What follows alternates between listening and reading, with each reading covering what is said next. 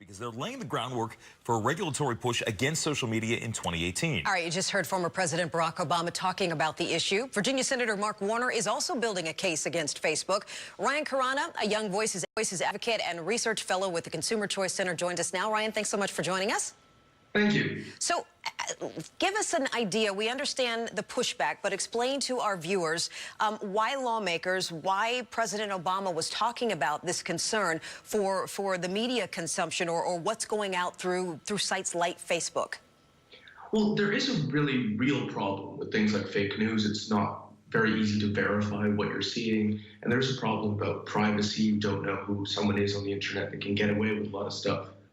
The issue is it's not very clear what regulators can do about it. This seems more to be an issue about the level of competition online, whether there are enough firms for people to choose from, and that way you get to choose which one represents your interests best. When you have only a few players in the game, it's very easy to take advantage of them.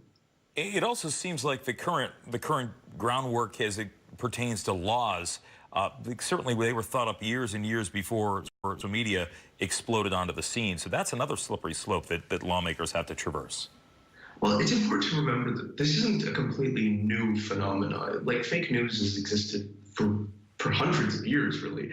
But it's just that it's on a digital platform makes it a little different in terms of how it spreads. But it's not that we need a new paradigm in laws to regulate the internet or regulate social media. We just have to be aware of these issues and allow the companies room to innovate and try to make their services better. It's not like Facebook isn't aware of the fake news problem. It's not like they're trying to solve it on their own. What are some of the things or the ideas that are being pitched to sort of control this or harness this to make sure that we are not consuming a bunch of fake news?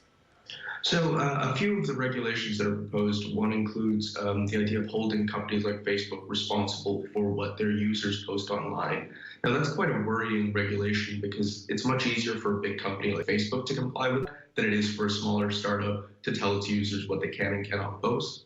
Another idea that's being circulated is full disclosure on who's buying the ads on these sites. And that way you know that no one like a Russian bot is pushing up these ads.